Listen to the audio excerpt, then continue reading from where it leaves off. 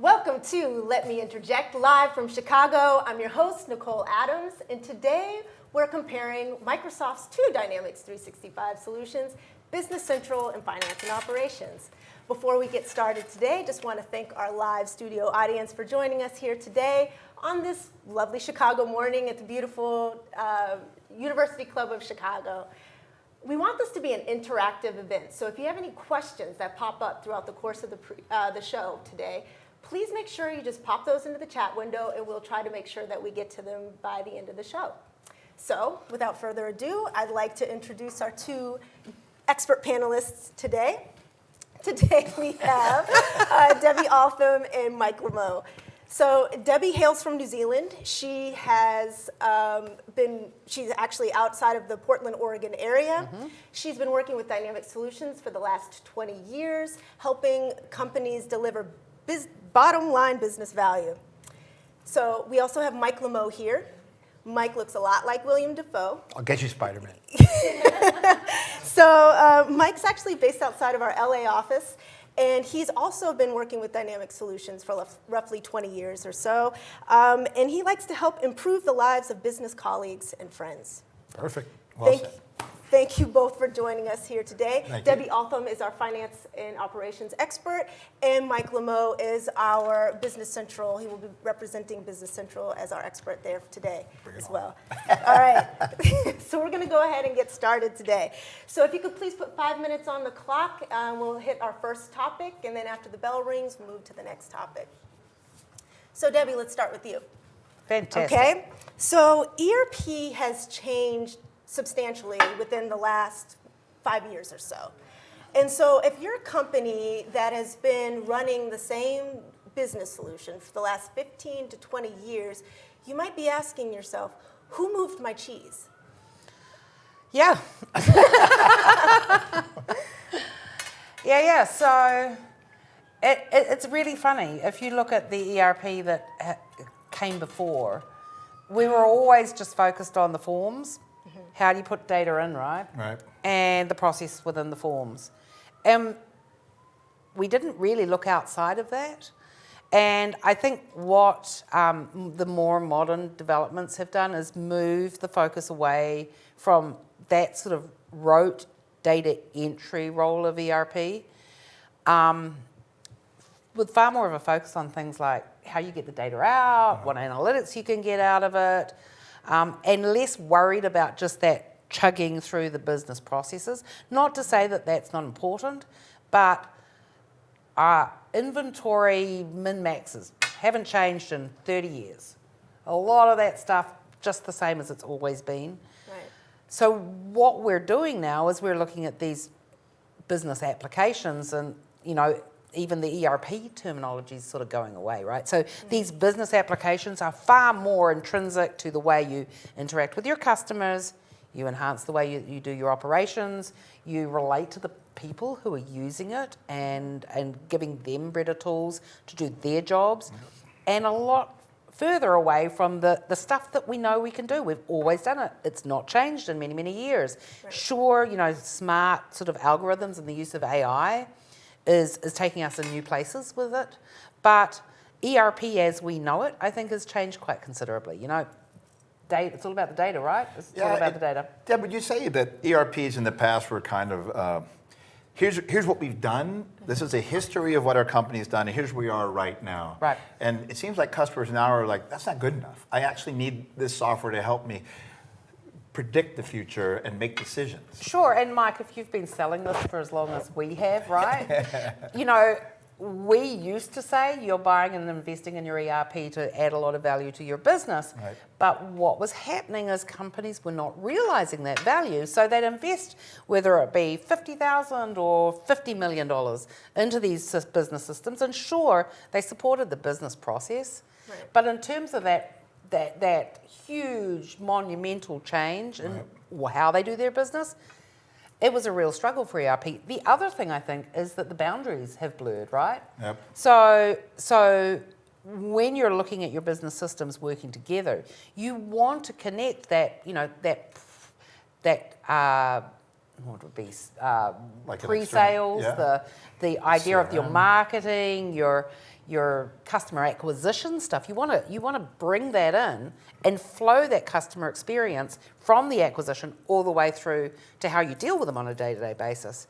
I mean, that's a boundary that's broken, right? You've now got that real good focus on opportunity management, on all of the stuff that used to be completely outside ERP. Yeah, and another thing was, I think in the past, you used to make ERPs, the goal was as far-reaching as it could be. People try to do a lot more stuff, and they'd spend the money to make the ERP something it wasn't.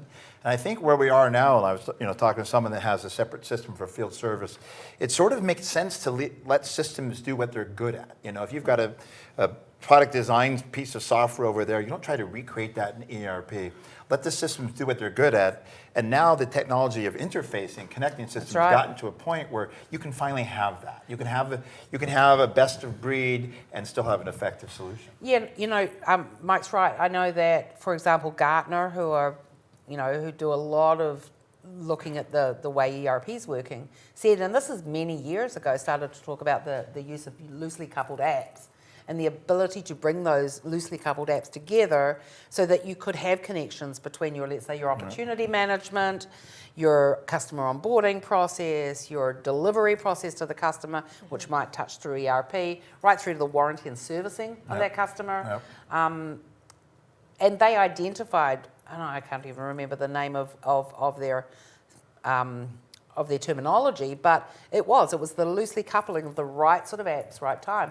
The other thing it does is it gets us away from modifying the software, right? So good point. You're not busy picking up an ERP and you're building into it all this other stuff that is more suited to. Was that there? That's it. That's a bell. Room service. Right, start the room service. Right, yeah. Please finish your thought. So in terms of who moved my cheese, it's like if I'm going to go and implement an ERP system and I'm going to make the decisions that I did, and I'm going to go about it in the same way as I did 15 years ago, you're not going to get the value of what these new ERP systems are doing today. You must rethink how you go through that process. You must ask different questions, have different expectations of that software. Yep. Well said. And the last part of that is that you have to be willing, almost all these software companies have built best practices into the software. And so you have to be willing to look at that and say, am I willing to change my old 20-year process the way I've always done it to something that might be more effective? It'll be change management of my company, but the overall long-term goal is better. There is so much in those ERPs that it doesn't pay back any value to a business to rethink how to do something like cash receiving or some of those basic things. There's just no value, and so many people felt that the best way to do it was the way they've always done it. New world. Okay, great. So when you think about digital transformation, you typically think about things like artificial intelligence, machine learning, you think about augmented reality, virtual reality. You don't really think about ERP. So how does ERP fit into your digital transformation strategy? So first off, I don't think digital transformation is all about the acronyms. So a firm that's going to go and want to transform digitally, sure, they're going to think about some of those technologies, but really it's a mindset. And to be really successful with a transformational effort, it's a strategy that a business adopts in terms of understanding the role of technology in their business and being open to some of these new technologies. And the success of their ability to use those technologies is far more about their ability to manage the adoption of those technologies. It's not the technology itself. Sure, there are great examples of places where IoT or additive manufacturing are perfect for the business, but those businesses tend to know already that that's going to be a fantastic application, right? Yeah, and just to define a term, IoT means Internet of Things, and it's the fancy way of saying if you've got things like sensors on machines in your manufacturing equipment, that data's got to go somewhere. So, for instance, Microsoft has an Azure IoT hub where all that data from all these machines can go up there and it can do analysis on that for a couple of things. How are your machine doing as well as predictive maintenance on when it's going to break? So it's interesting, a lot of manufacturers, this is not a new concept in manufacturing. No. For example, they've had machines that take data from the process for the last, 30 years. What's different is the ability to pull that out and stick it in a data table that can then be run on analytics. But back to the digital transformation and the ERP role in that digital transformation. It's a little bit like, Nicole, you painted your guest bedroom on the weekend. I did. So if you had painted your guest bedroom and you hadn't sort of sanded it back down and you hadn't prepped it and you'd just gone and thrown a lick of paint over the top, is it going to look as good as it really could? Did you do an undercoat on that? Yeah. Just that. Yeah. Well, I actually buy the primer and the base paint in one. Oh, right. Thank you, Lowe's Right, and right. Home Depot But for that. it's all, so you can think about ERP as that underlying infrastructure foundation. Yeah.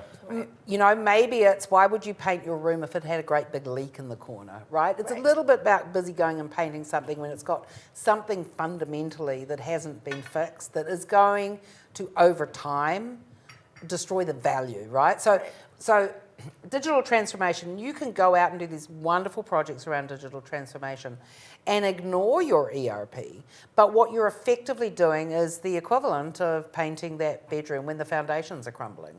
Yeah. So I sort of see that ERP is the underlying technology that does the largest amount of data collection, and it is one of the technologies that hit every stakeholder in the business. So if you think about it, it impacts your customers. Your ERP determines whether or not you can provide good service to those customers. It impacts your prospects because it determines how, it can do because it's CRM as well. Right. It impacts your leadership because they're the ones consuming the data and making decisions based on that data. It impacts your vendors because it determines whether you order on time and you're not doing rush orders and you're paying them on time. And it impacts the community potentially because of whatever products are flowing within it, whether or not you're there's a lot of waste or you're transporting things unnecessarily. So ERP is one of those things in your business that touch everybody. And I think, again, the foundational nature of the ERP, that is the foundation of your systems, and the fact that it touches everyone is really important. And of course, I can't forget, it touches your people. So you're everyone from the warehouse person to the person who's doing supply chain planning, all the way through to the financial reports. Team. Yeah. We can't remember to define ERP. We throw that thing around all the time. Oh. Emergency response plan? Emergency response Yeah, plan, you're yeah. like, no. And we're not calling it ERP, remember? Business apps? That's true, the business apps. So ERP, you probably know, is enterprise resource planning, and it's not just business software. The theory is that there's supply chain, there's finance, everything's integrated so that you're managing, like Debbie said, your assets of the company, and it's integrated. That's the difference, as opposed to, I've got my general ledger over here, I've got my manufacturing different system over there. So it does make sense to be part of digital transformation, because if you've come from a company that's using different software applications for each part of an ERP, then if you get it all in one platform, all the data, but a single source of truth, one place, and you can make faster decisions. You're not integrating with bad data, it's all sitting in one place. So that's why it's fundamentally part of a digital transformation strategy. How was that for timing? The little ding Word. went up. Mike, you're an artist. You guys nailed it. Absolutely artist. Years of practice. Okay, so there's literally hundreds of ERP solutions on the market. Not all of them are created equally, but why choose Dynamics 365? Why should companies shortlist this? Yep. I think one of the most compelling reasons why any organizations should consider Dynamics as a ERP is the incredible strength that Microsoft are building into the platform. Yep. It's not just about how do you print checks or how do you do a pick, pack, and dispatch in a warehouse. Yep. But the idea that the investment that Microsoft are making in everything like Azure, artificial intelligence, we're just seeing the start of robotic process automation, which is incredibly powerful, which is designed to work within the platform that is business apps, that is Dynamics. It includes, market-leading technologies like Power BI, which I think Gartner, it's like way up top right-hand quadrant. So what's Power BI again, just for people who might not know? Azure. There you Just go. throwing out Microsoft man. terminology. We like Right, to so throw- Google, no. Bing. Bing. Azure is the Microsoft Cloud. Okay. So it is a whole bunch of computers that sit down the road and You dial in and right. you... And all the services that comes with it and the things that are connected to it is Azure. Power BI is Power Business Intelligence. It's a data visualization platform that can plug into different sets. It's a tool. So it can plug into a Microsoft product. It can even talk to Excel. And so the gone are the days of just doing a pie chart. It's like we talked to someone who's connecting multiple databases with this, and it allows you to do things in a tool that's, it doesn't, you have to go to the IT guy to create it. You can do it yourself. Yeah, So it's self-service. reports, Right. dashboards, that sort of thing. Power BI is, you know, traditional reports are where have I been? Power BI, where am I now? And then we start going into where should I be going, Right. which is sort of like some of the predictive analytics. And then you go to how do I make decisions about where I'm going is AI and automating that decision-making process. So there's like layers, and this is like second over reporting. Yeah. Might be a good way to look at it. You know, another thing you brought up is a good point is, in the old days, the ERP, you kind of thought of it as like an accounting system on steroids, you know? And now I think it's more like this is a platform. And it's just like the iPhone with apps. Microsoft has said, we're going to give Or you... the Android. Or the Android, that's true. There's not an Apple commercial. But it's like this Dynamics 365 becomes a platform, and you can extend that to different things, or you can interface, and it's a platform play. And it's also leveraging the fact, I mean, how many of us, we're using Outlook, we're using Excel, we're using Word. Oh, You're yeah, already yeah. using the Office tools. And if you're on Office 365, the native integrations, Dynamics 365 alone is some reason why some people do that. They'll say, we're a Microsoft shop. You know, what does that mean? That means they're used to, you know, the database structure or the tools or that thing. But when you're using Dynamics, that integration of the Office product is already built into that. So, you know, just on that question, Nicole, you say why use Dynamics. Maybe a good question to ask is why not? Okay. So I'm going to put that on the table. So wouldn't you use, and I mean like I'm going, there were no rules, right? No, there's no rules. So why not? And I would say if you want to seriously take a larger business on-prem, generally speaking, the Dynamics products have got their most value when you're running on the cloud. Okay. So speaking about these larger companies then, if you are a large corporation and you are interested in like a two-tiered ERP strategy, right? So you've got your headquarters corporations on one large solution, Yep. then you want to spin out something else for your subsidiaries to use. Does Dynamics 365 play nice with some of the big guys like SAP? Oh, that three-letter word. We're allowed to say that word? We can We say are. that. We can. Beep. I'm here for the people. I thought we were going to be buzzed out of bad. No. Yeah, look, Mike and I have actually worked on a couple of clients who have talked about that, where they've got such an investment in an infrastructure that's gratingly old and too big to change, and really can't move, but they need the agility for like Yeah. new businesses. Like a They're out there smaller on deployment. acquisitions. Yeah. They're acquiring new companies, Yep. and they want to get them on something that is not involving 2 years of implementation and $100 million to implement. It's a wonderful platform because one of the most common steps that large companies are taking is they're moving that SAP from on-prem scenarios onto the Azure cloud. Yeah, I So heard that's that Right. SAP is That's literally right. Yeah, yeah. forcing everybody on. So to if they're on the cloud. Azure cloud and then Yeah. the Dynamics solutions on the Azure cloud, similarly, I mean, if you Right. wanted to, finance and operations provides a really, really good home. If you were wanting to do two-tier with a larger corporate entity using the finance and operations solution Yeah. and using Business Central in the hubs, if they need a more manageable More nimble. You've More heard that nimble. term hub and spoke, and let's say the hub in this case is an SAP or an Oracle or a big system. And like Debbie said, if you need to be nimble, and I just acquired a company, I need them up on a thing, well, you can export files from to talk to those systems and vice versa. We have lots of experience in that, and it works really well. You don't have to have 80 consultants on site for 3 years to do it.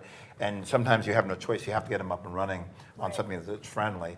And people like that. They like to have more control and the ability to control their destiny rather than with the larger deployment. All right. So it sounds like everybody should look at the Dynamics 365 Yeah, stack. absolutely. Just the Yeah, I'm Microsoft just trying to stack think alone. why not. Right. I think why not is affordability. And I mean, if you're, it's interesting. There are organizations who are moving from Excel, which is your very initial ERP system, ERP Excel replacement program, There you go. I like that. We'll market that. into something like QuickBooks. Yep. And I've seen organizations jump from QuickBooks to 3 other steps before they hit Business Central. Yeah. Similarly, I've seen organizations, because of growth, because of the agility they need, or the nature of their business, going from QuickBooks to BC, or directly, or even F&O. Yep. So, you know, it is a matter of affordability. There's a dollar figure that is attached to these solutions, and there is certainly an entry level at the bottom end. Right. At the top end, I don't think there is a ceiling. Oh, that's kind of scary. That's a bit scary. Gutsy, yeah. So, Mike, so tell us a little bit more about Business Central specifically. Okay. What can the viewers expect? So little history lesson. There was a product called Microsoft Dynamics. It was called actually Navision out of Denmark. It was in the late 80s. It grew and grew and became Europe's #1 mid-range ERP. And Microsoft acquired it, about 15 years ago? Oh, wow. And then, of course, rebranded it. You know, Microsoft bought Great Plains. They turned that to Dynamics GP. They bought Navision, and they turned it to Dynamics NAV. Well, that was the old client-server model. You know, you got software on your computer, and then the server has the other stuff on it, and that went forever and ever, and you would do modifications in the source code, and we all know those games. Microsoft, it was feeling the pressure to have programs that could work in a true cloud. Software as a service, meaning you're not paying for hosting, you're not paying for licensing, there's one cost for everything. And the updates are easier. You know, if you've done Great Plains or Nav or other products, sometimes the upgrade was as expensive as the original implementation. Right. So they needed a platform. So Business Central is, you know, every year it was Nav 2017, 2018, instead of 2019, they changed it to Business Central. And Business Central is, we now have a platform that, one, is easy to upgrade, and two, can meet that sort of deployment software as a service thing. So let me just, without getting too technical, source code means you go into the code and you change it and you modify it, and then you have to test it and make it work with everything else. What they did in Business Central is, the core Microsoft stuff stays the same, and then your modifications are what's called an extension. It goes out here and does what it needs to do and returns the value. The idea is when you need to upgrade, you want to hook the extensions, upgrade the Microsoft stuff, plug your extensions back in, test it, and you're off and running.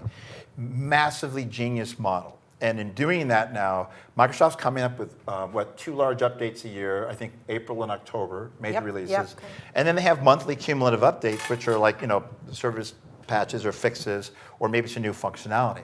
Well, you have to have a platform that can support those upgrades without being costly or requiring your team to test everything all the time to do it. So Business Central is basically, the functionality is still Nav. I mean, the way that you do invoices and sales orders is still the same.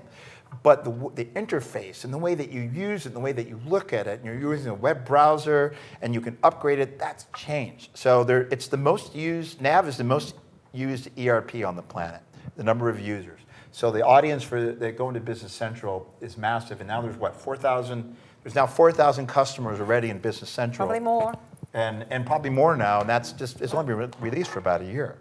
So if you know Nav, it's the same thing in terms of, you know, it's got your accounting, GLAR, AP, supply chain, you know, warehousing, inventory, manufacturing, assembly. It's even got built-in service management for service orders and RMAs and things, and has some basic shipping functions built into it. So it's still, the core functionality is the same, but they're adding more and more. And to your point, since it's plugged into this Microsoft Azure platform, you can now get artificial intelligence in there. So not only is it integrated to Outlook to the where that you can actually do an in-Outlook experience. If you've ever seen this, Google the in-Outlook experience on Business Central. You can get an... Okay. Oh, what do you mean? You don't like that? Oh, I can Bing it. That's right. I thought you would give me the bell. It's like, it's a tough crowd, huh? But it's like, you can, in an email, someone sends you an email that says, hey, I'm interested in order 134, what's happening? Well, if you approve this, Business Central will look through those emails and see that that's the email address that belongs to a customer. There's an order number. Within Outlook, on the side here, it'll tell you the order, the customer history, everything right there in Outlook. And then you can change that thing, modify it, and send it back to the guy. without going into Business Central. You're still in Outlook. So that doesn't seem like a big deal. That's pretty incredible. But digital transformation is about, do I care if I'm in the ERP or if I'm in Outlook? No, I'm trying to get a job done. And if that took me 2 minutes in the past and I did 100 of those a week, what happens if I can do that in 30 seconds? And you start to look at productivity plays and all that. So Business Central is now a platform that lets you talk to Outlook, lets you talk to other systems, lets you upgrade, but it's still the good things about now that we know and love for many years. And that's why it's taken off so hugely. Do you know what? And I think that reflects, we go back right to the start when we started talking about who moved in my cheese, why is ERP different? And historically, we looked at ERP as a forms and function thing. Mm-hmm. And now Mike's saying that the form is in Outlook. Yeah. So all of a sudden, Outlook is your interface because you work on a day-to-day basis. Works, So that's, again, it's entirely different the way you look at it. You look at, it's like how you do your job, how can you best do your job? And if that is by responding to customer inquiries, by addressing them straight with an Outlook, doesn't that make sense? Yeah. No, it's great. Yeah, it's a natural evolution. Microsoft's cloud first, mobile first, built-in mobile app, approvals on the fly. It's the way we all work. We're used to an iPhone or an Android thing with apps that we plug in, and that's what this model is as well. So, yeah. So what about deployment models, Mike? Are there different deployment models? Yeah, that's a great point. So there are, we all know there's certain other cloud-only solutions out there that are very popular for ERP in this space. But the nice thing about Business Central is sometimes you want it on-premise. Sometimes you have. Am I allowed to start throwing water at him? Was this a plan? This was a plan. Now, well, you're going to get the same question. We're going to get the same question. So you asked the question, why? We're going to get into this. Why would somebody want on-premise when they could have cloud? Okay, well, I've got a bad internet connection. I'm in the middle of Wisconsin. I don't want to throw aspersion at Wisconsin, but I'm somewhere where I don't have a good data pipe, and I don't want to go down. So I need on-premise, or I want a private cloud. So the on-premise version of Business Central is a bit of a misnomer. Yeah, you can put it on a server on your thing, but you can also put it on a data center, or you can host it on Azure, Microsoft Azure. Like at Sikich, we have those network operating centers with Knox, which monitor. We have several on-premise PC installations sitting on Azure. So you get the security and power of the Azure platform, and we're monitoring it, and it's a private cloud. So there is that on-premise version. But Mike, tell me, what do you see? Do you see in 5 years' time that it's going to be 90% are going to be straight to the cloud? Yeah, I or would is think it even so. higher? Well, I think about it. I mean, what is the cloud? I mean, the simplest version of the cloud is it's a computer somewhere else. I mean, really, it's what it is. It's your data sitting somewhere else. But what Microsoft does with Azure, that says, well, that's great, but we need a platform to let things come in and out easily, to make sure it's secure, that you can hook into artificial intelligence. So in other words, it's not just sitting somewhere else. If you had to spend the money to get all those things like artificial intelligence, you couldn't afford to do that on premise. You just couldn't. So you do need a foot in the cloud to take advantage of those future. ERP used to be where it was now, where it is today. If you need to look at where it's headed and predictive things, and you need software that can do that. You know what I'm thinking? Maybe that there's a little link with like something like Uber, for example. So I can drive a beat up old truck at home, but if I want to go fancy, I get the Uber Black. And I can ride in my fancy, Tesla or whatever it is.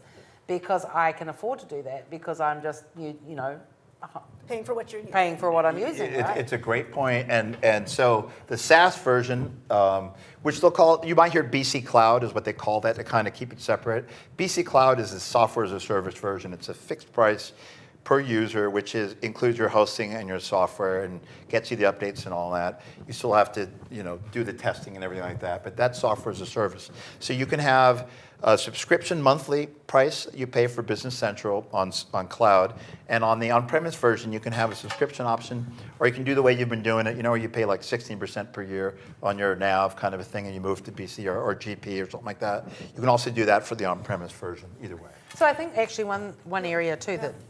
Is the time out? No, you're fine. Interject. I was going to interject. Interject. We're all interjecting. So I don't know if we're covering this later, but tell us about Business Central. What's Business Central's role vis-a-vis GP? Oh, it's a great question. We're not covering So GP, or formerly Great Plains, has a massive customer base in the United States. I mean, they did a great job of, it's a really sound accounting program. And the way they did it was, the ISVs, independent software vendors, are the name for someone who does an add-on solution for a product. And this ISVs, that if you need manufacturing for GP, you'd get an ISV solution. If you needed payroll, well, not payroll, it's a good shipping or different things, you'd use an add-on solution, whereas Business Central try to do more in there. Well, the future of GP is interesting. They're no longer calling it GP 2018, 2019, 2020. It's just GP. And if you're using the payroll for GP, you now are part of that, what do they call it, managed life cycle? The mainstream support. Mainstream support. Or sorry, modern support. Modern support system. What it's basically saying is, if you want to get the payroll updates in GP, you got to agree to stay on this upgrade cycle, which means you have to have a mechanism for upgrading your software every year, and more often than that, actually. So what is your strategy for that? What is for that? So the future is interesting. Yeah, Microsoft will have a path for GP, and they've said we're going to have more updates, we're going to have more things, and you're fine on that thing. But the way that GP is done, you can't do extensions. You're doing still the modifications in the source code. So it doesn't lend itself to an easy upgrade strategy or a cloud. It will never be software as a service, right? No. And I do wonder, I mean, is there a cliff? Is there a cliff? It's an interesting thing. You kind of see what they did for SL and all that. That was a construction project-based software. It used to be Solomon. How that's sort of not as emphasized, and they've emphasized F&O and Business Central quite a bit. So it's a good question. It's one to watch if you're a GP. But I know both Sikich and Microsoft and other partners have invested a lot of resources in understanding the differences between GP and BC. Well, I think too, everyone's not going to be able to want to move or afford to move or do something about it all at once. Right. But it's a little bit like you're still on the typewriter and compute word processing's come out. Yeah. There is no move stopping this move onwards.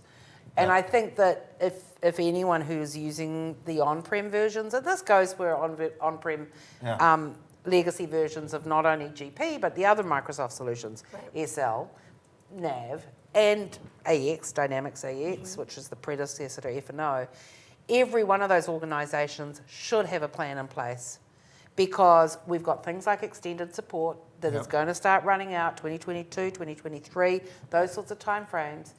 There is no ongoing commitment from Microsoft to provide security patches, which is one of the most fundamental that's a good point. hygiene requirements. There has to be a plan in place. So I would say that although it's nice to think that there's some good life left, it is end of lifing. I mean, all of these products are end of lifing. Yeah, there's definitely. I guess it's almost like, why do you look at another ERP when you're on an ERP to start with, And you could say that same argument for GP. It either doesn't work for you, because I was just at the Microsoft Summit in Orlando last month, and all the GP users were hearing this announcement. What are you going to do? Are you going to stay on it for a while, or you wait and see? If it's not broke, don't fix it. All those kind of things that you have. And it'll happen like Debbie said. Either you're on a version that's so old that you can't get security patches anymore for it. That's a major no-no for an IT manager. Or it's for a board of directors. Yeah, and the CEO someone's going to buy your owner. company, and you say, I can't support this. The other thing is, well, wait a minute. Maybe there's functions I need to be competitive in my marketplace. My customers want self-service order entry. And there are certain things that it's just too unwieldy to do with that platform, and that might force you to look at something to stay competitive in your marketplace. Okay, so it sounds like if you're on GP or some of these on-prem dynamic solutions, when you get to that end of mainstream support, when you see that approaching, you should I wouldn't wait. No, don't wait. I wouldn't wait. I'd start taking a look at it and find out when it makes sense. That's the cliff, right? Yeah. You're falling off the cliff. Okay. Right. Yep. Good stuff. All right, Debbie, your turn. Oh, and of Tell course. us a little bit about finance and operations. And you went over your time. You're welcome. I'll give you 3 minutes. I think they're restarting the clock. Okay, so finance and operations, business application, grew out of the original Microsoft Dynamics AX, which started off as Exapter, and same sort of mid-80s. caverns. A little bit later than that, I think. Yeah. Some of the same caverns in deep dark Denmark, where they do a lot of software development. Game of Thrones. Yeah, that's right. Go Iceland is good. Anyway, so finance and operations business application, Microsoft's what I would call their flagship business application, targeted at larger or mid-sized organizations with global presence. Okay. So very, very strong in the multi-company, multi-country, multi-warehouse, multi-facility from a manufacturing perspective, multi-currency, and really from a positioning perspective in terms of the marketplace, certainly edging up into tier 1 territory. Anyone who's familiar with the ERP marketplace, you'll see that they're classically put into tier 1, tier 2, tier 3. So tier 1 is your 3-letter German acronyms, and the yachting, or the organisation whose yacht sinks. The Bay Area. So this is the tier 1. Oracle, SAP are typically up there as the main players in that space, and have been around for a very long time, targeting large global organisations. Right. Finance and operations, tier 2 and tier 1.5. Yep. Okay. Sort of fitting under that, slotting under that. A lot of organisations, organisations are looking at it as an alternative to some of these big guys, because simply it reflects a recognition that they don't want to build business processes that are so rigid that they can't be changed and can't adapt because of the speed of business. So there is a very good argument for very large organisations to consider F&O as part of their strategy. And back to your tier 2. Very strong in manufacturing, can cover all the manufacturing types, so process manufacturing, jobbing, engineer to order, project-based manufacturers, all the way through to high-volume discrete. Yep. It's a robust... Good project accounting. Good project accounting. Very strong in that. So it has got a lot of bases covered. I know we're going to talk a little bit about the difference between Business Central and F&O a little later, and Mike and I are going to duke it out. Bring it. Again, very much leveraging some of these new technology innovations with Microsoft, wonderful connectivity with things like the Common Data Service, fantastic interoperability, and I'm using all the Microsoft terms, but work together really nicely with the Power Platform. Can I interrupt you? So, Common Data Service, what is that basically just saying? Like, if I'm connecting two systems in the old way, you could send a data file out, the other one would receive it, and then they'd send another data file back. Or you can use middleware. There's a lot of middleware out there. You've heard of like Scribe and Celigo and all these guys that do that mapping and error detection and correction. Like, here comes a data file, but there's something messed up. Can you send it again? Mapping software. So, is Common Data, the idea is that you wouldn't need middleware anymore? Is it basically saying, hey, if I can put it in some structure this other guy can understand, what does Common Data mean? Well, I think you just nailed it before. You just answered the question. You answered your own question. That happens a lot. My wife tells me It's just like, Mike, press play. Yeah. So Common Data Service, yes, absolutely. It provides that integration layer. Yep. It allows you to surface up the data from your Microsoft applications and be able to work together with some commonality of definition of that data. Yeah. So I look at it as almost like a data repository. I mean, a little bit like what was that old thing that they used, the big integration tool that Microsoft used to have. So it surfaces up and it makes sure that I define a customer the same as you define a customer in Business Central, as you define a customer in QuickBooks, as you might in, let's say, Salesforce.com.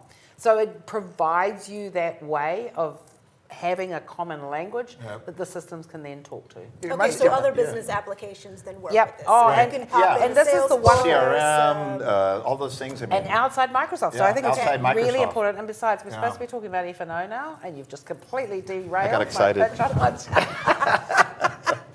Can't be trusted to join mine. So for finance and operations, the interesting thing, and I'm going to talk a little bit about market positioning, right? So if you went out and you said, what sort of company looks at finance and operations? What revenue do I have to look at finance and operations? So as we said, it's Microsoft's flagship, so you tend to find larger organisations. What is entry level for F&O?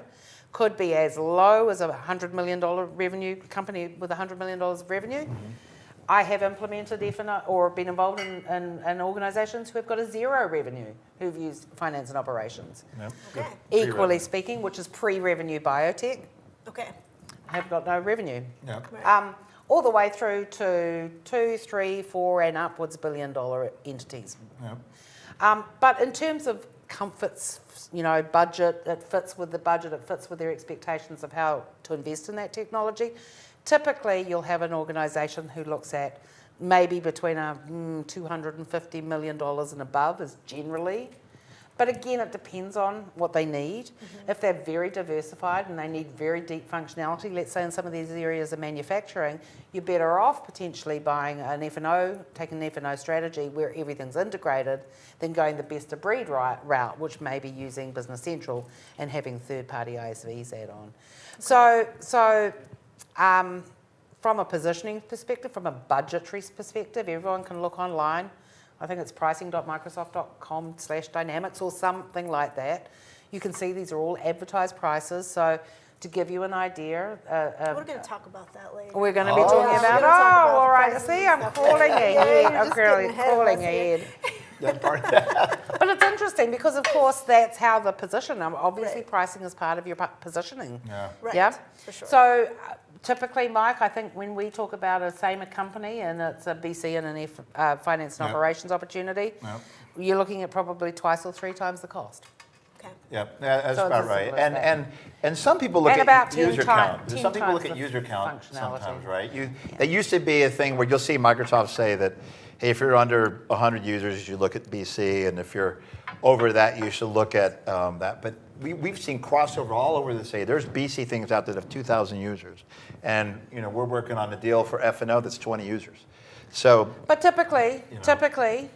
if finance and operations has got more robust out-of-the-box functionality Yep. that goes a lot broader and a lot deeper. yep, So you are paying a premium, but you are getting the premium deliverable Yep. in terms of the features, functions that the system will support. You do benefit also with finance and operations with a wonderful level of investment Microsoft are putting into F&O. For example, out of the box, you open it up, you turn it on, and Power BI visualizations are in your workspaces, they're jumping out at you. With master planning, for instance, you have an automatic connection in terms of doing, let's say, some of your forward planning and a connection to artificial intelligence and machine learning up in the Azure cloud. Microsoft have actually dropped the mathematical, statistical features within F&O to be able to do that planning and said AI in the Azure cloud is going to do a far better job at helping you look at your forecasting. So instead of trying to continue building that in F&O, we've got that connection that goes all the way out through to AI. I mean, and additional functionality around things like integrated service, all of that sort of thing gives you that far bigger footprint. I think that's pretty important. Yeah, absolutely. And we throw the terminology machine learning out. I just don't know if everyone knows what that means. So Is that dictionary to Mike? Mike's got the dictionary. it's just because I had to look that up. I binged it. But machine Good on learning you. is obviously you're teaching a machine what a human would learn. And like for instance, how is my customer paying me? Is he paying me 30 days, 60 days, 90 days? So you're like, oh, okay, I wanted to learn and I wanted to record when there's an exception to that. And then once I've taught it what to do with that, I want the power of a computer to do it 1,000 times a day with all my customers because I couldn't do it myself as a human. And that's machine learning. If you teach it something, the idea is it can do it faster and over again and make conclusions. So we talked about, not to steal too much of your stuff, but the first AI in Business Central is actually, He's back on it it's again. on the AR stuff. They're actually going to tell you which of your customers is going to stiff you this month.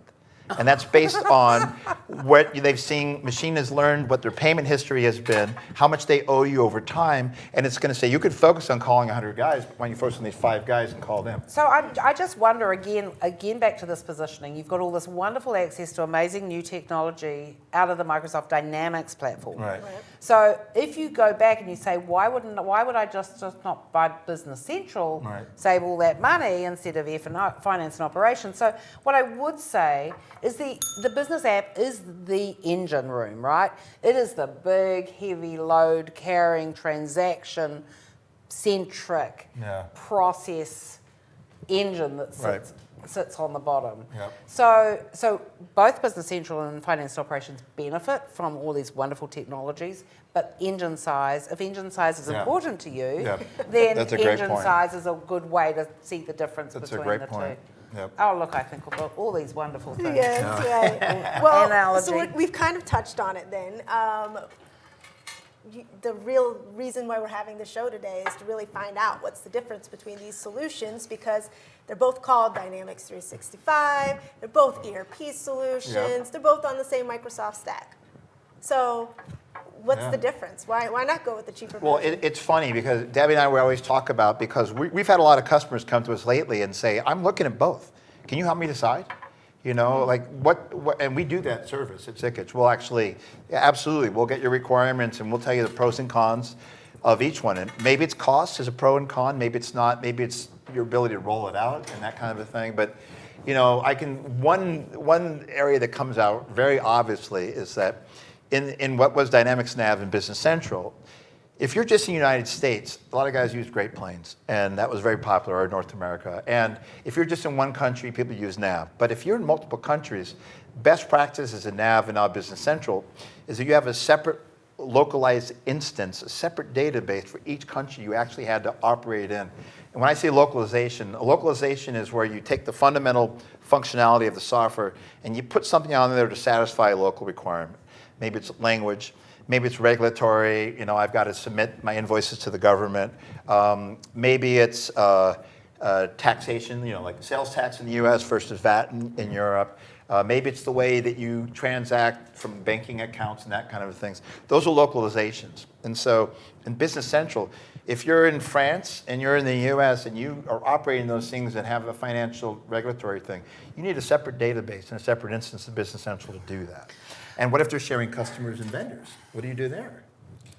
Anything you can do, I can do better. This is a fundamental Everything difference. you can do, So I tell can me, do better. so can you do you need I more can do you do need more than one everything database? better than She'll you. sing all day as she Oh. will. And this is not water, by the way. Yes, it is HR. It's So not. Mike's picked on the ability to run multinational business entities requiring compliance across the globe. Yeah. It's a finance and operations Absolutely. is the best solution. Yep. Because in this day and age where you are using a SaaS model, do you want to be maintaining? You may as well go back to on-prem. You may as well not stay, you know, you may as well, because you will be doing your SaaS updates for more than one, and Right. it just negates a lot of the And value. also handling, you know, if you have more than one database of Nav or Business Central or stuff like that, how do you control how modified they all are? And is there modification in the US I could use in France? Do I have a central board that all these come through and I decide how that works, and then how do I upgrade? In other words, it changes the paradigm a bit. So I would say that the other area where you're looking at the difference is if your core business is served by a third party, incredibly strong best of breed app,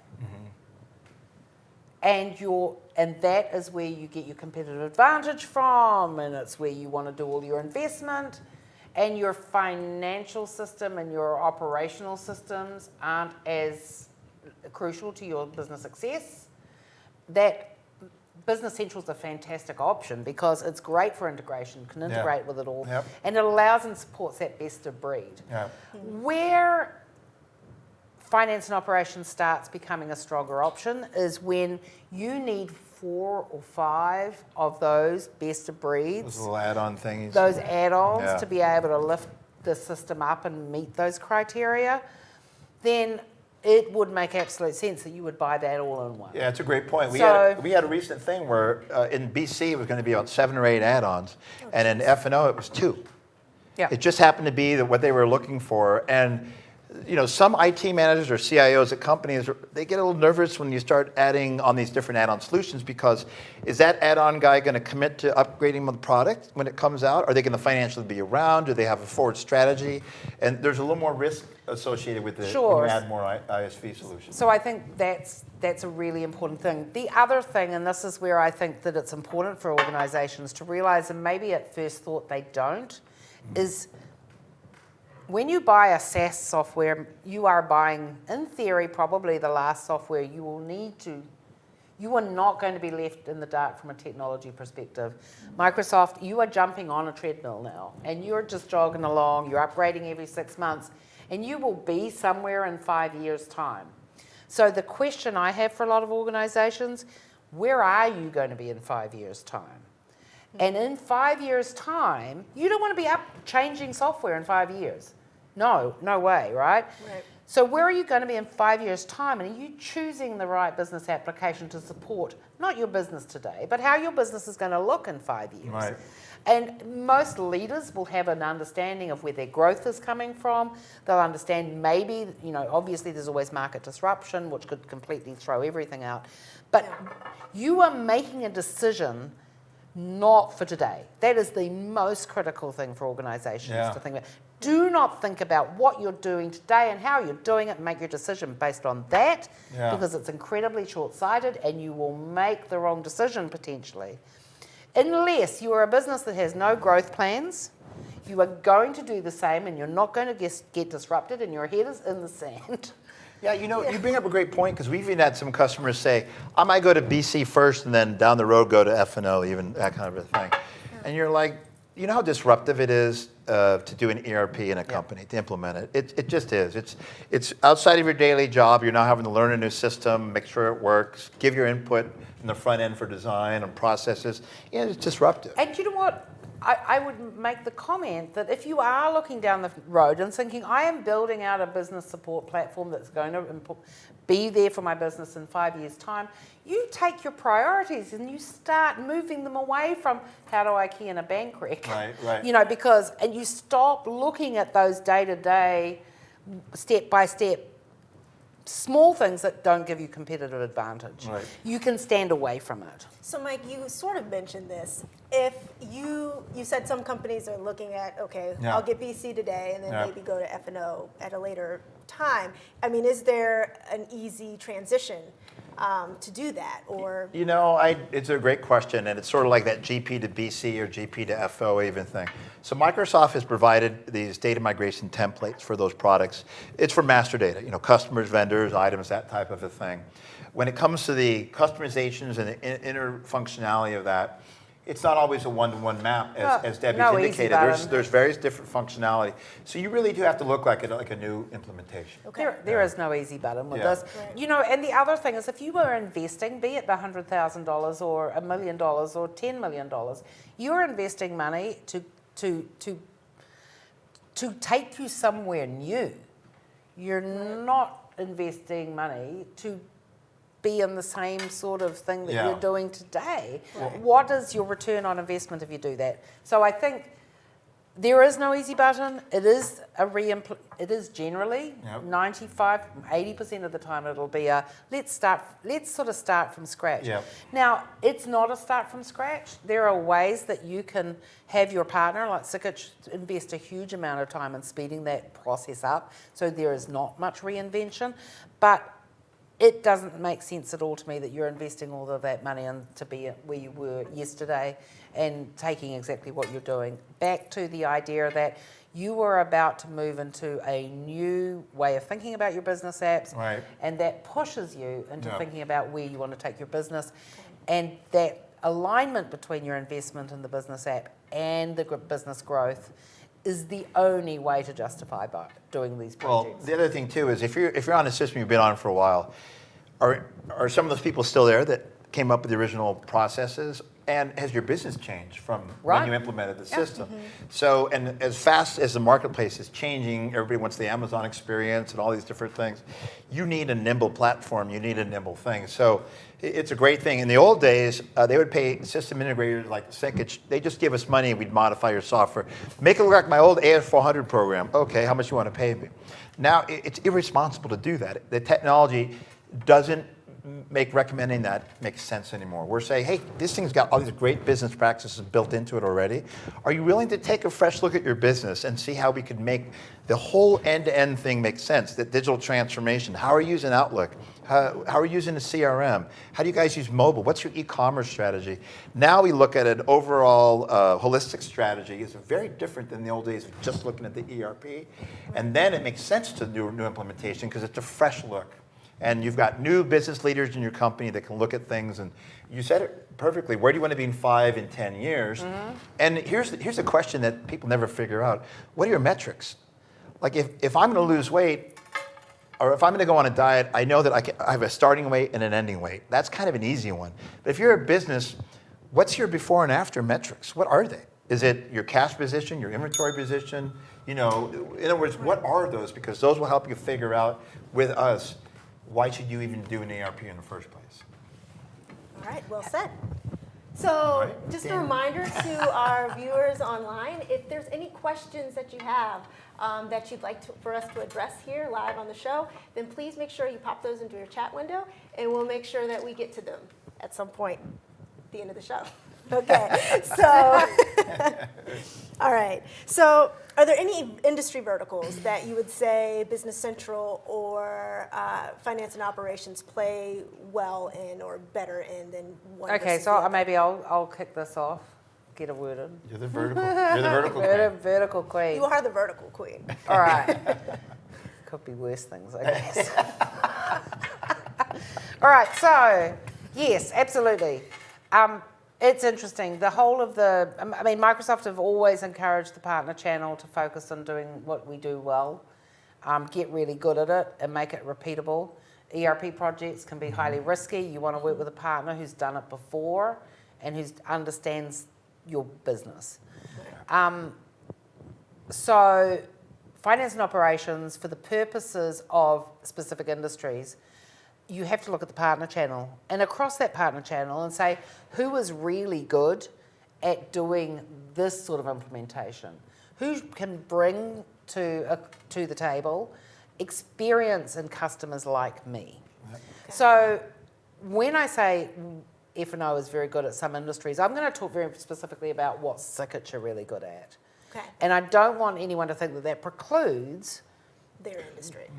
other industries, Okay. because they're not necessarily the industries that Sikich focus on. So that's the caveat, I guess. And it would go with Business Central Yeah, same too. thing. Yeah. Same thing.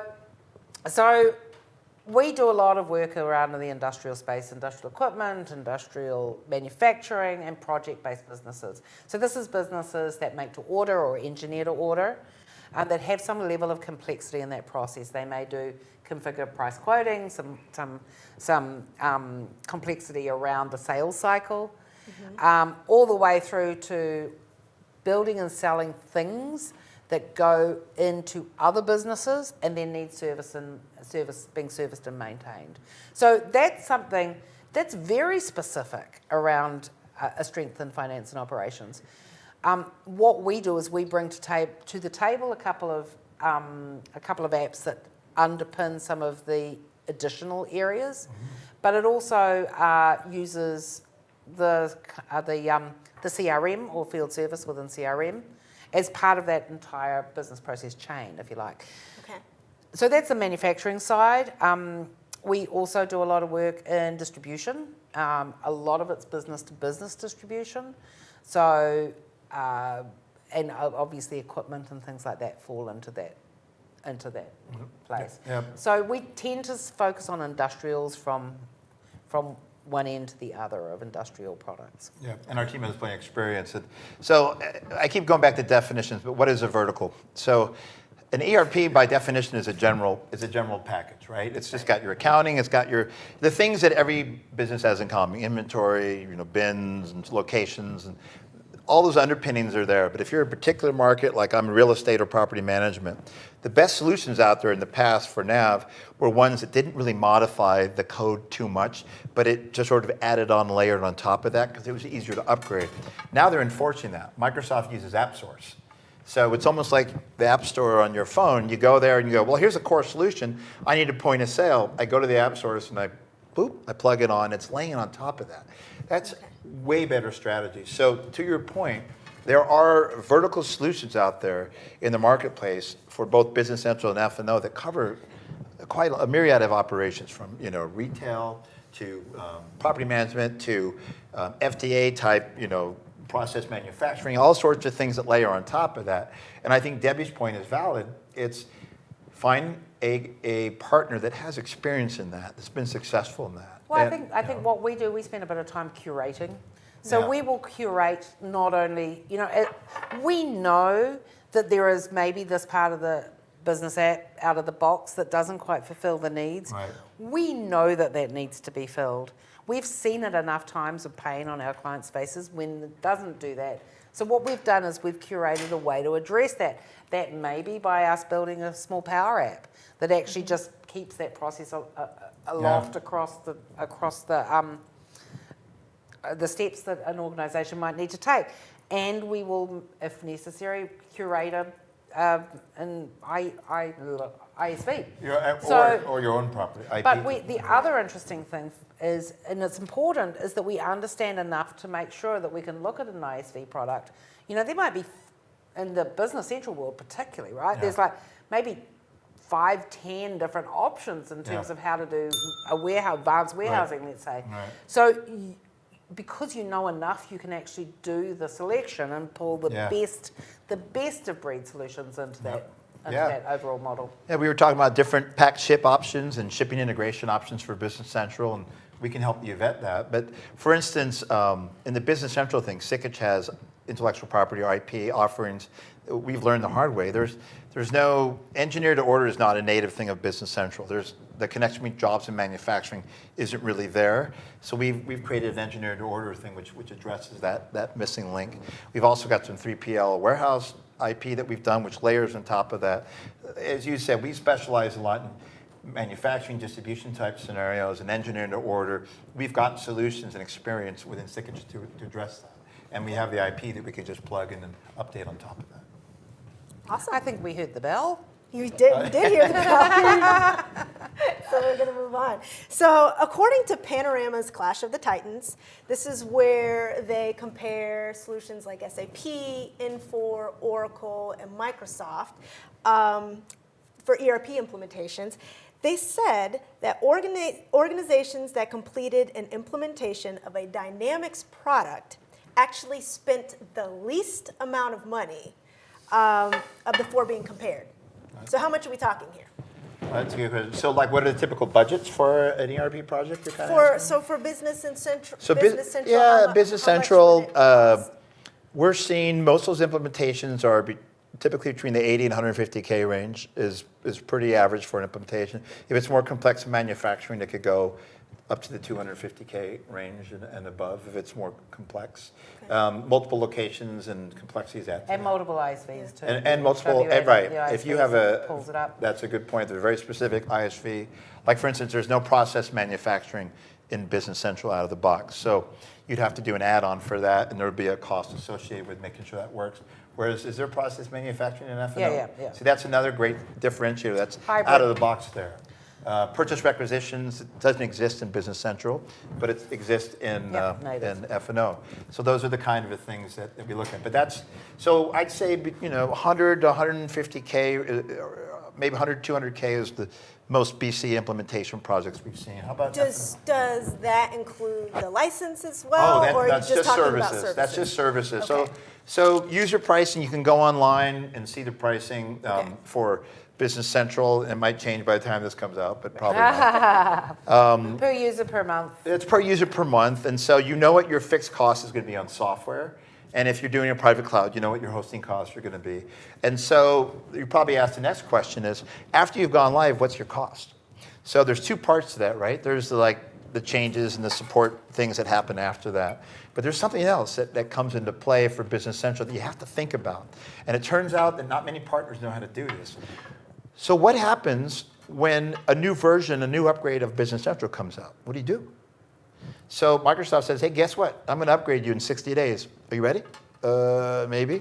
So what you do is there's something called continuous integration where you're putting an ear to the ground to Microsoft, and Microsoft says, hey, we've got an update coming out.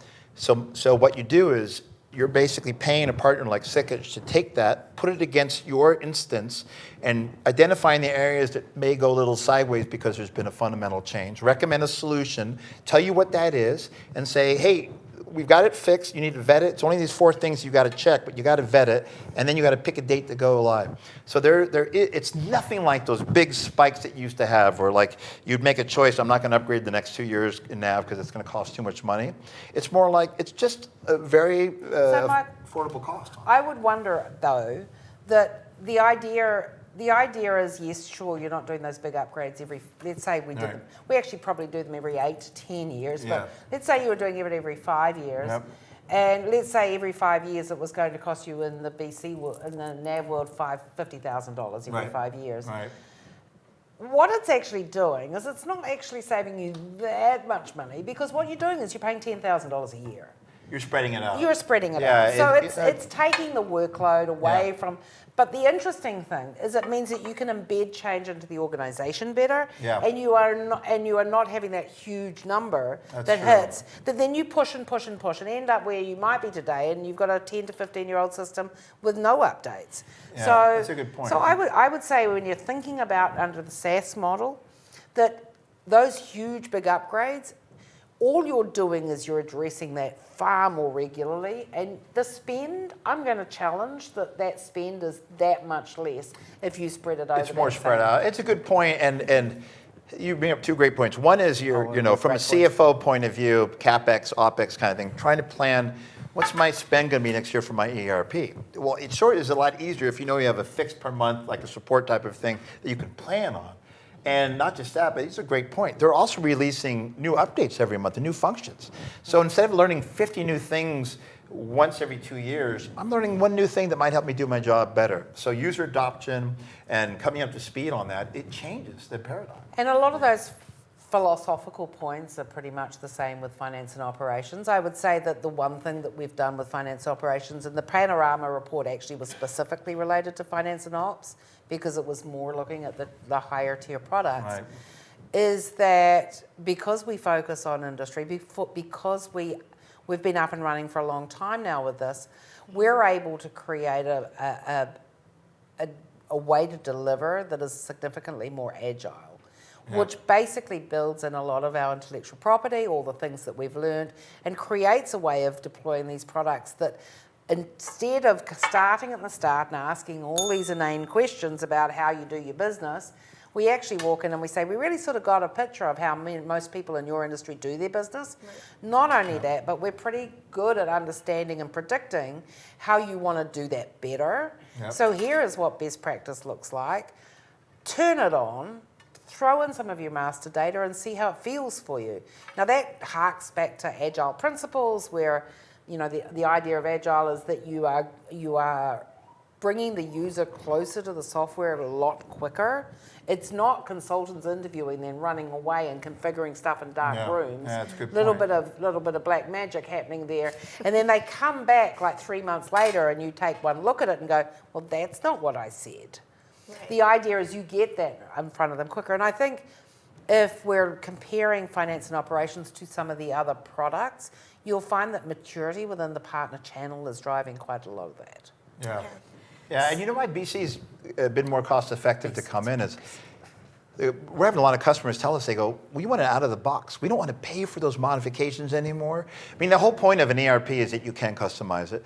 But the other thing is that you don't, we don't want to do that as a rule now. We want to go out of the box, and then we ask the magic question, are you willing to change your internal processes based on the software?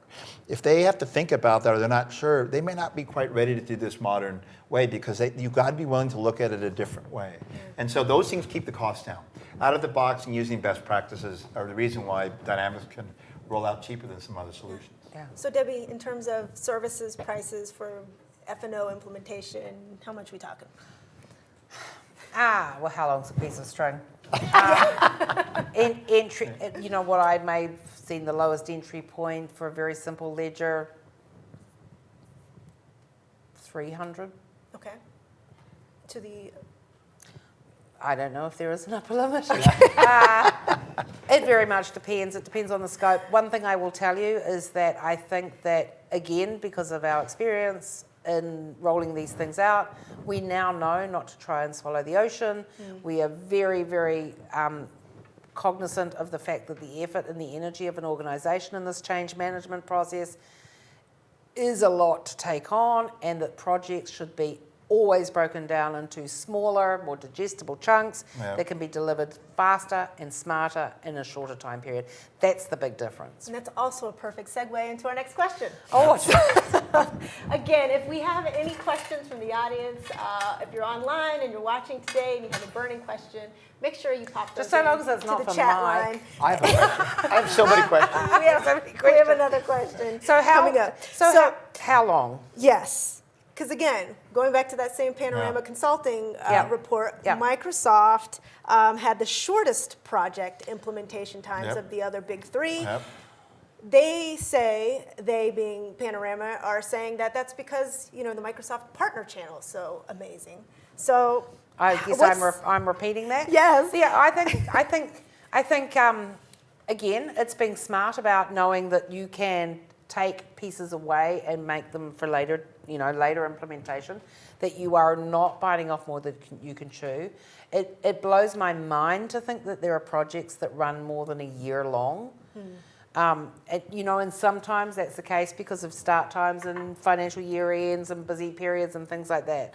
But it is incumbent on your consulting partner to try and help you draw like a value-based timetable. So what is going to bring you the biggest bang for your buck, the quickest, without compromising things down the line? Yep. So I think if you're really smart about that, you might find that you can do a finance and operations very small rollout of a limited set of distribution of financials in 3 to 6 months. wow. So that is achievable. Yeah. It requires a fair amount of commitment to not, busy trying to make changes and do things differently. It takes a commitment to adherence to best practice, but you can do that. And the product is robust enough, it has got enough in there that you should be able to turn that baby on and get it running reasonably quickly. And I would challenge anyone who would say that finance and operations has to be, a project that looks like an SAP project. I just don't agree. No. I actually heard one of our consultants, one of our rock star consultants, Everett Boss, just going to give you a little Plug for Everett. Little plug. Yeah, I was going to plug for Everett. But anyway, he mentioned that with the Head Start program that Sikich has, that he was able to turn on and get people into the system in as little as like 2 to 3 days with their own data. I mean, mind you, that was like And that was a pretty limited part of the scope. But again, we have been doing this. I mean, I've been doing it for 20 years, or actually I've probably been doing it for more than that, but a huge amount of time. If we have learned nothing about doing this smarter, so who moved our cheese? Again, back to the original. Who moved my cheese? My software is different. I'm looking at business apps that are entirely different these days. What about the services attached to those business apps? If we try and deliver the services like we used to in the 1990s and expect the same results, It doesn't work. Well, it's a great point. The old days, different the old days, we'd sit there and we'd do design. We'd ask you all these questions and go through this stuff. We'd take a month or two to design it, and then we'd say, "Here you go. Let's test this thing out." That's horrible, right? Like, you don't know what you don't know, and you can't answer the questions the consultants are asking because you simply can't bring it all to the table. Right. So how long is really a matter of negotiation. And it is a matter of determining scope, and then therefore that determines price. But everybody knows that big, huge, massive, multi-year projects are not de rigueur. They are out. And a far more agile approach to doing ERP or business apps implementations, it's only once, You know, when Agile first came out, and I was talking to consultants, and they go, Agile never worked with ERP. ERP's special. Yeah. Agile will never work. But there are fundamental philosophical basis in the Agile story, like speed to value, getting something in front of someone, the speed at which you get it in front, and then you tweak and do iterations to get perfect. If you're a consultant who thinks you're going to put the very first time you're putting the solution in front of the customer, it's going to be perfect, that's waterfall. That's the old way of doing things. Yep. Now we try and get it in front of our clients more quickly, and they help us move towards perfect. Yeah, and we should define that agile versus waterfall. So waterfall, I know, I love defining terms because waterfall is a concept 19 that you spend all this different time and then you go off the edge and here's where you are, right? Agile says, if I do that, I run the risk of being so far off the mark that the correction takes a long time to get back. The whole thing with Agile is let's do these small little releases. Hey, tell me your needs in AP. Okay, so I'm going to do that. Is this what you mean? Good. Next. And so it's small bite-sized chunks that keep us on track. And in doing that, we're getting them used to it. They're using it. We're getting feedback. We're staying on course. We can go faster in an Agile way than we could in the waterfall because we might be so far off that and that's been our approach now. We'll get them on the system and using it and giving us feedback, and it goes a lot faster. You know, we've got new software and we've got a new way of looking at our services, and I think that's, that positions Sikich in a manner that maps to the ability for customers to take full advantage of the new developments in technology. Business Central, Sikich has a rapid deployment methodology for that as well, right? Yep, For that's certain right. size And companies. So we should probably bring up the thing is that, the deployments also depend on the type of rollout you're doing. If you're just an accounting only function, you're just using the accounting part of it, we can take you live in 3 months. If you're ready, if we can understand your business model, we can get your data in that you need, or you're converting data from another system, and you are willing to put the time. You said if the customer's willing to put the time in to test it and learn it and deploy it, we can do it in 3 months. Now, if you're doing now more distribution and you have warehouse and shipping, that could be 4 or 5 months because you need more time to test that. Manufacturing, it could go to 6 to 8 months. If it's multi-site and you're doing multiple things, it could do that. I think what we've learned a lot, though, is we've been doing design up front, and then we might do it in phases and rollout. So let's say you're on QuickBooks and you want to go to Business Central. We might do accounting first. Then leave your manufacturing in its own system for phase 1 because you don't want to disrupt the whole company, right? And we'll say, let's get your guys used to accounting, and if they love it, they'll be evangelists for the rest of the company. They say, look how cool this tool is, right? And then it's easier. Cool accounting, Mike. You're like, really? Accountants are fun. No, fun. Okay, everyone. Once again, make sure you enter any questions that you have into the chat window if you have any questions that you'd like for us to address today. We're on our last question for today, for this part of the show anyway. Yep. So I'm going to assume that after today's program, everyone's going to want to run out and find out more about Dynamics 365. Debbie.alsam@sikich.com. No, it's been backlisted. So anyway, next steps. What should companies look to do? Yeah, that's a good point. What we're big fans of is, so you're looking for ERPs and you compare multiple products out there and you ask the vendors to come in and they demo and they give you their best guess of what it's going to cost. And you're like, you've been around low enough that we're in sales, we're going to try to be as honest as we can, but we not have all the information. So how do you get more realistic number without a commitment, right? One thing we've become really a huge fan of is what's called business process assessment. This is saying before you buy the software, before you commit, let's do some gap fit against your thing, against the solution you're looking at, and let's tell you what we think it's going to cost and what the pros and cons are going to be. Let's do that. Typically it's a fixed price commitment, and you know what you're doing. At the end of that, you know what it's going to be like. That can mitigate a lot of risk, and it's also the first part we do of a project anyways, is to understand what the major gaps are and that kind of a thing. It'll tell you what add-ons we need. All those things will come out of that business process assessment. And it also gets away from the fact, companies say, well, we're going to have everybody in our company write down what they do and describe their current processes as is, and we're all going to do that. We're going to hand that to the consultant, and he's going to make his life easier. Who does that? Whoever takes the time. I know companies for 10 years saying that they're going to do that initiative in their company, and they never do it. Because it's easier to clean someone else's garage than your own. because you're Yeah, just just used to toss that stuff mess, right? You're like, oh, that's going out. That's Well, right. we're a fresh set of eyes that can That's a good say, way of putting it, they say, what do you do there? I walk this paper over to Joe and he signs it. I go over to Mary. I go, why do you do that? We've always done that way. Can I challenge you with something else? So that business process assessment is a really valuable exercise to quickly get you up, give you an expectation of the length and cost of that project, and just confirm your decision made sense. Do you know Without what, committing to actually You're not- buying you the haven't bought software. anything Right. yet. Do And you you know what own, it's a and you good own that assessment. It's yours. I think that brings the common way of going out and buying new software is to get the 4 or 5 vendors in and have a compare and contrast. Right. And what you're missing out by doing that, and I'm not saying that that's not valid, and I know a lot of organisations, it's part of the required purchasing process, particularly for a project this big. But I would say that if you are getting 4 or 5 vendors in there and you're getting them, head to head trying to solve those business problems, what you tend to do is you leave the vendors no choice but to follow a path that doesn't get you to the best end result. They tell you what you want to hear. They're going to tell you what you want to hear. Yeah. And I know that a lot of frustration on our part is that when we walk in and we are given a very prescribed way of working with a customer who needs a new system, and we are not going to give them the best solution. They are not going to have the visibility of the conversations that we've had today. Right. And we are not compelled to be able to have that open and honest and frank conversation about whether or not a product was going to fit their needs.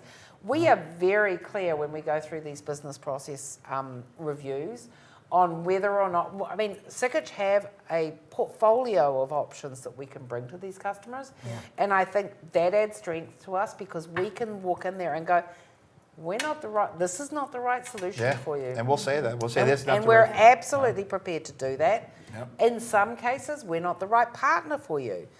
Yeah. You might have this particular side of your business that we really have no skill in, and we will suggest here are the 3 good partners who are really, really good at it. But when you get us all in a room and ask us to go head to head down a process that does not deliver the best solution for your organisation, I think you need to challenge yourself to say, is there a better way to make that decision? Yeah, that's a great point.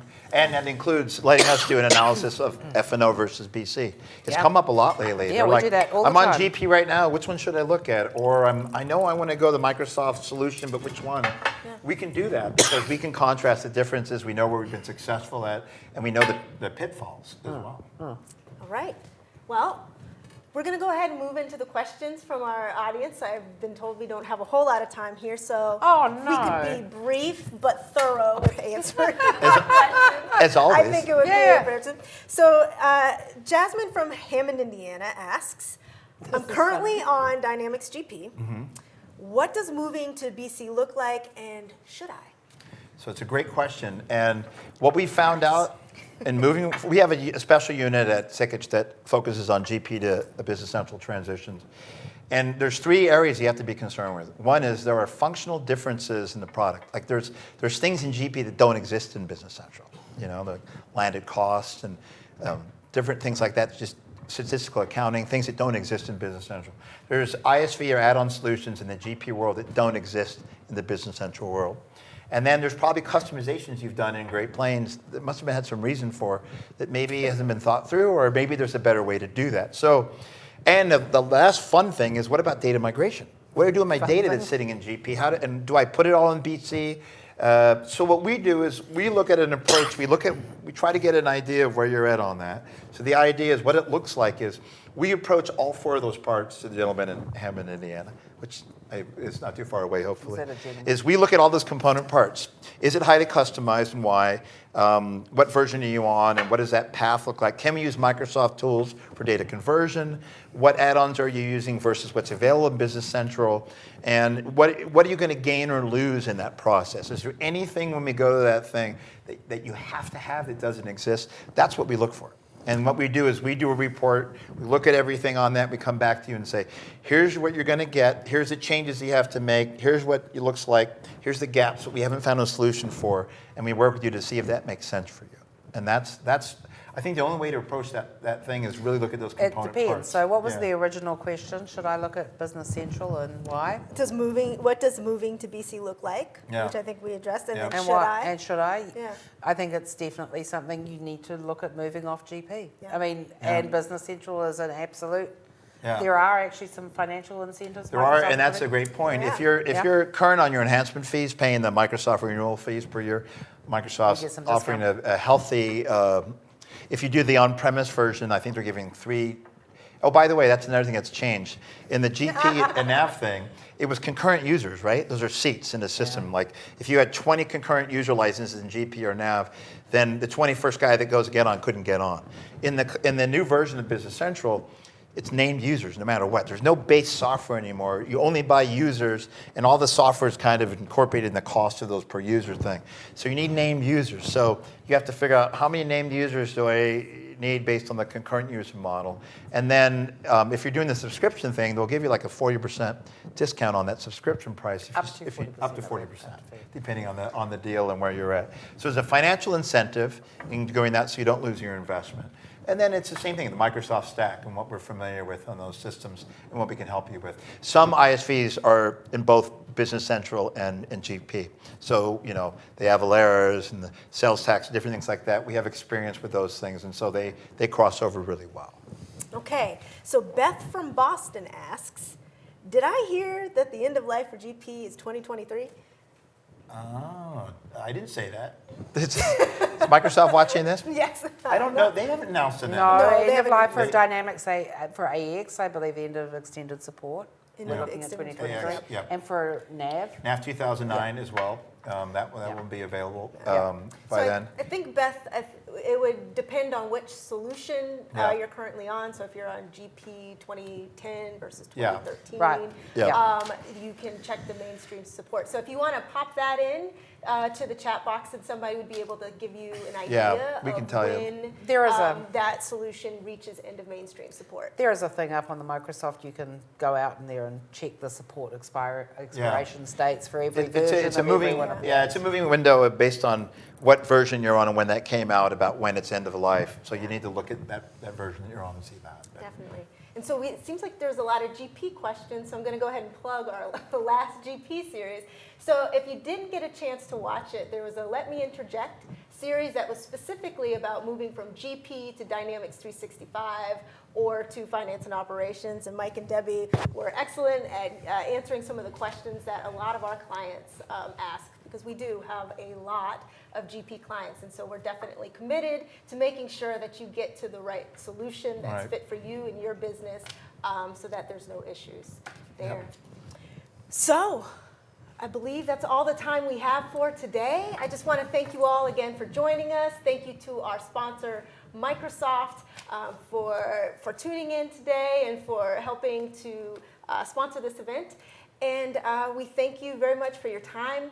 If you have any other questions or would like to get more information, please visit our website, sikich.com/technology. You can hit the contact us button. You can go to info@sikich.com and ask your questions there as well. And we'll make sure that we get you into the right hands to help you answer those questions. So once again, thank you all for joining us. Thank you for our live studio audience for being here today. Thank you. Thank you very much. Thank you. I thought there was going to be a court line.